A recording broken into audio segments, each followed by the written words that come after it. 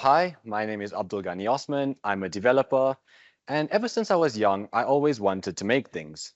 Unfortunately, I ended up with the practical ability of an overfried cabbage, but I was at least good when it came to computers. This naturally led me towards wanting to make apps. Outside of my normal school and uni projects, I ended up experimenting with mobile development. I started off with small and simple applications like a basic calculator app and a notifier app, and then moved on to more small and simple applications like a shared grocery list app and a itinerary app. This led me to the topic I'll be speaking about today, which is Java versus Kotlin. Before actually looking at the differences between these two languages, though, let's first look into why they've been used in the first place. The main driving factor behind Java has been its platform independence and portability. This means that it's capable of running the same code identically on different machines regardless of your operating system. This is due to the JVM or Java Virtual Machine. Java is both compiled and interpreted. It makes use of a compiler to compile your source code into bytecode and then executes this bytecode by transforming it into machine-readable code. Java is also faster than other traditional interpreted languages, which is due to the fact that the code generated by the compiler is highly optimized. However, when it comes to performance and resource management, it can fall behind other languages such as C++, which compile directly and give you greater control over your resources. Java is also robust and secure, with many helpful features such as its automatic garbage collection and memory management. This automatic garbage collection, when paired with the fact that it can be distributed to run on multiple machines or nodes, and its multi-threading capabilities make it highly scalable. Java is also dynamic and extensible. It has a vast array of third-party libraries, an extensive standard library, frameworks for almost every need, and is ever evolving with regular updates and innovations while still maintaining backwards compatibility. Community and support. Java has a huge amount of well-constructed documentation and a vast array of well-versed developers. This makes it easier to both learn and use the language, and is linked to the fact that it traditionally has been and currently is one of the market's top choices, especially when it comes to cloud, mobile, and web applications, and in the fields of tech and finance. Kotlin was introduced by JetBrains in response to some of the limitations developers had felt with Java. In 2019, it became Google's preferred choice for Android development and is one of the fastest growing programming languages today. It was designed to be a better, more expressive, safe, and concise version than Java, while still being fully interoperable with it. This will allow users to slowly migrate their Java projects towards Kotlin. Although designed to run on the JVM, it is capable of compiling into JavaScript using React and native code using LLVM. Let's now look at some of the syntactic differences between these two languages. Starting with the Hello World program. The entry point for Java is a public static void main function within a class body, while for Kotlin, it's simply a main function. This reduces a lot of the boilerplate code present in Java and also highlights the procedural programming difference between the languages, as Kotlin relaxes Java's restriction of only allowing static methods and variables to exist within a class body.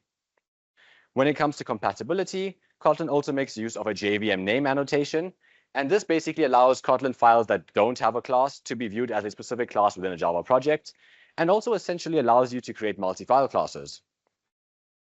The next example that can highlight the conciseness difference between these two languages is classes. When it comes to making classes in Kotlin, you create the attributes almost like parameters of the class, so they go straight after the name within normal brackets, and then you create your functions like normal thereafter. Kotlin also has data classes, which automatically generate key functions such as your getters, setters, equals, toString, etc. This allows you to do in one line what Java would have needed many for. It is important to note, however, that Java does have records, which are somewhat similar to Kotlin's data classes, but just not as powerful. They do not have inheritance, they only allow you to make immutable variables, and kind of just do less in general. While Java has improved its conciseness with the introduction of streams, which Kotlin can also use, Kotlin has an even more concise version known as sequences. Sequences have better null safety and are able to return null, while for Java, you'd have to use an optional wrapper, which is not enforced by the compiler. When it comes to readability and simplicity, sequences are also better as they have cleaner aggregates and more specialized actions. However, streams can be faster when dealing with primitives, but then again, sequences can also be faster due to them needing you to use fewer lambdas. An interesting thing to note here is that while both languages are using var, type inference was initially a difference between the languages that Kotlin introduced, and smart casting remains a difference. The next major difference is null safety. Java allows you to assign null to variables, which can lead to null pointer exceptions during runtime. Kotlin, on the other hand, has their variables non-nullable by default, and if you wish to make them nullable, you'd need to add a question mark operator after the data type. It also requires you to initialize your variables upon creation.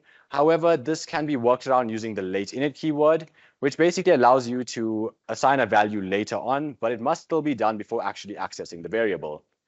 Another way to assign a value later on is by using the lazy property. And this basically only assigns a value to the variable when it's first accessed. And it does this using a lambda function. However, it also requires the variable to be immutable and is generally used when you have expensive or deferred initialization. Other key differences that Kotlin has introduced are adding extension functions to classes and operator overloading.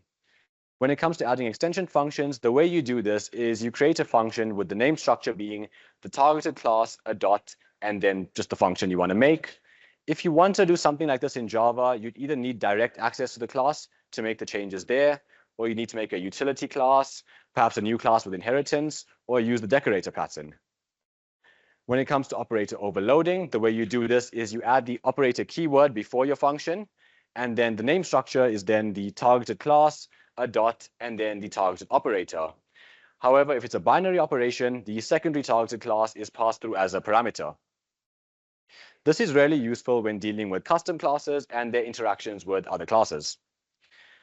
Kotlin coroutines are the next major difference between these languages.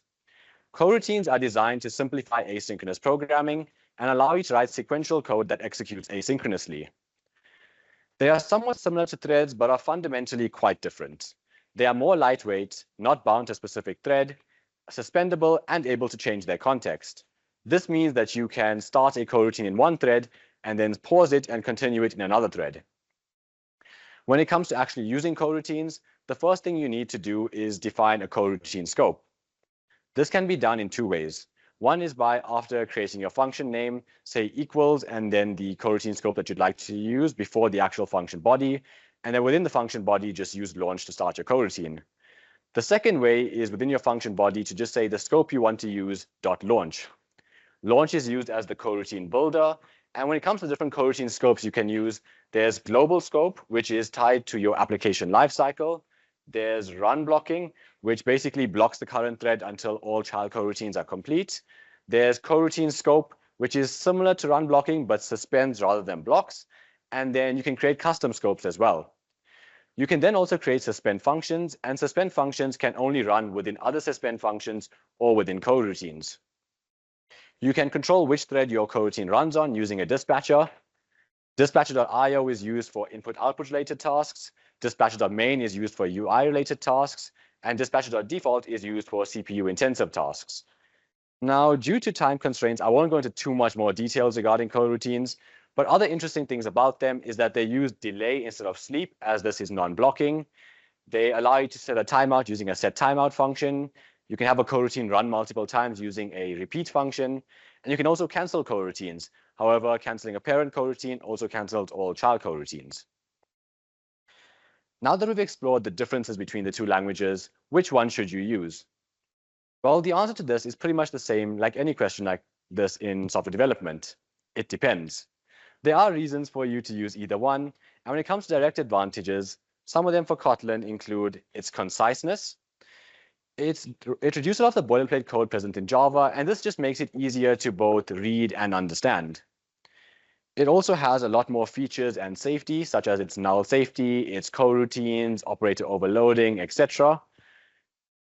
Its interoperability with Java is another major advantage, as this allows it not only to access the vast array of libraries that Java has, but also to use both languages in tandem and even migrate your Java projects towards Kotlin if you felt like doing that.